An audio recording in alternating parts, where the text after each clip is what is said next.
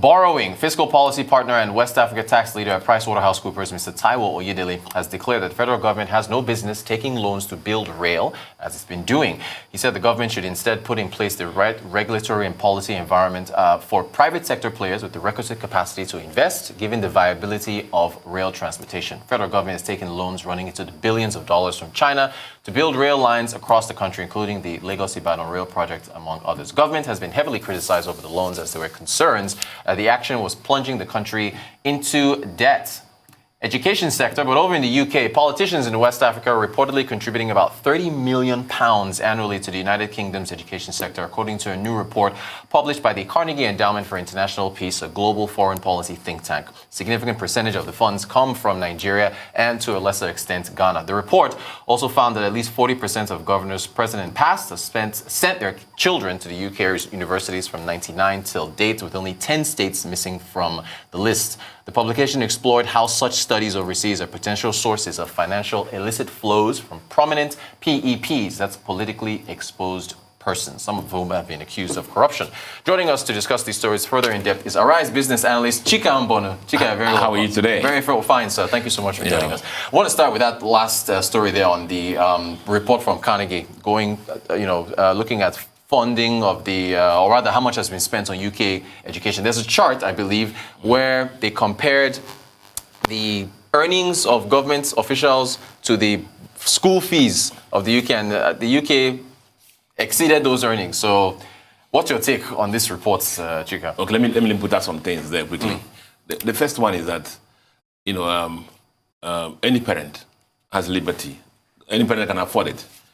Is free to send, his words anywhere in the world for education. Yes. You're free to do that. Then the second thing I want to put out there also is that, there were a lot of politicians also who were solidly in business, who were solid professionals, who had, thriving businesses before they entered into politics. So that a politician's son or daughter is in a school in UK or somewhere else, it does not mean that, the politician is corrupt. It can be also that the politician has some solid finance before, right, which we know some of them have. Yes. And before entering politics. Be that as he may, but however, we're talking about some who were career politicians who we know that had no other thing to do. And a lot of civil servants also. So you find some people who enter civil service and all their work, they've been civil servants and we know what they earn up to the permanent secretary, and the kids are in the best schools where school fees are $100,000 a year, and you wonder what how they can afford that. Yes. It takes two to party in this respect, because all the schools in UK do not accept cash as school fees. These school fees come from bank accounts. Right. Sometimes a lot of them in UK, and the UK banks also have anti-money laundering, checks and balances. Yes. To make sure that those accounts are funded properly. So, how is it that these things are happening? These funds are entering into the banking system in UK and are still being allowed. But that's the story for another day. But as you say, put it out there. The statistics were shown that even if some senators or House of Rep people who are career politicians put out all their earnings in 1 year, without using the money for another thing, to pay school fees, they can't afford the school fees that are in UK. So it's a major issue for us.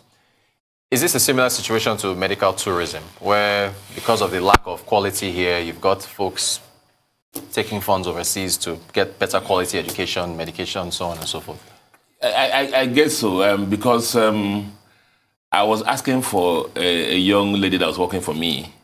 Her email had her name and then 2019. And I said, why the 2019 there? Remember 2021 now? Yes. And she said she set up this email when she entered university with 2019 as her graduation year. Okay. Her graduation year 2019. Okay. Well, look at where we are now. Right, in 2021. So you can strikes and so on, right? Yes. There's some research was shown that over a 5-year period, 1 full year was spent on strikes. Every 5 years, we lose 1 year in strikes. So it's a major problem for us.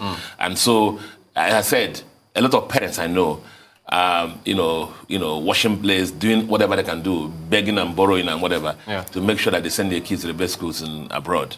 And these are genuine expenditures. Of course, I know that as the result report put out there, we know that a lot of people who are living above their means, and especially in the political side. Right. And there are ways there are ways to check these fund flows, and I believe the financial systems in this country should be able to do that, because the money enters into the system right. first. So and they can see it. Yeah, they can see it before they start using it for pay school fees.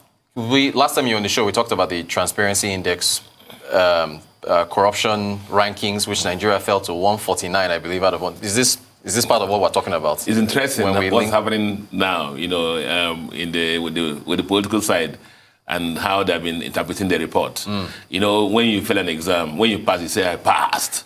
When you fail, you say, they failed me. They failed me. Right. So, this is our country, as the case may be.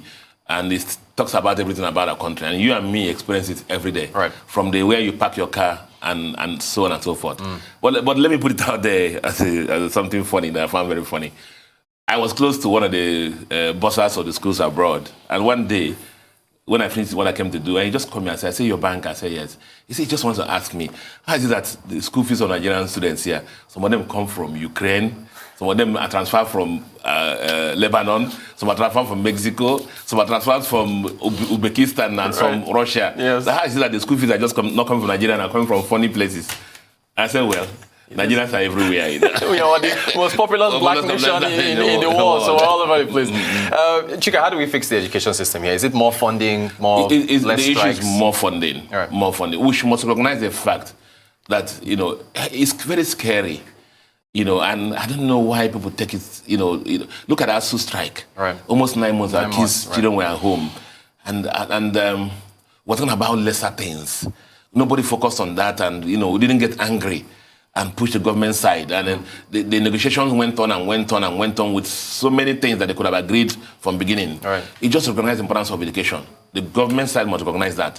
But be that as it may, we must know that government cannot do everything. By itself. By itself.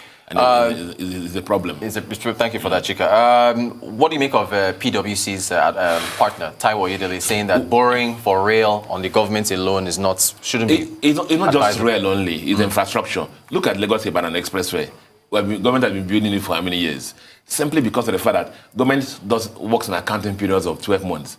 And each year, they're going to budget money for it. And a lot of time, in this country, only about 50% of capital budget release. And so the road keeps dragging. Right. Government has limitations in funding and must work out ways of entering into partnership with individuals to build this infrastructure, whether it's rail or roads or airports. That's how it's done abroad. But as the report said, there are limiting factors here. One of them is sanctity of contract. Sanctity of contract. The other thing is the recourse to the judiciary. You can go there if you have issues with the contract. Sometimes you're on the court for 15 years. And a lot of arbitrariness in the government side in dealing with these partnerships. The problem. Look at the guy that did the MM2. I don't have the full picture, but I know that he's been complaining about the government side of the relationship. And he borrowed from the banking system to make sure that happens. That should have been worked out. Look at Virgin Nigeria also, the issue there. So for those, as the report talks about the fact that the government should look after its side, the regulatory environment, the power system, and so on and so forth, to give the level environment to investors to come in and make sure they partner with the government and do the rails and the roads and the airports required to drive the economy grow. Thank you so much. All right, business analyst Chika Nbonu, I appreciate your insights on the story. Thank you.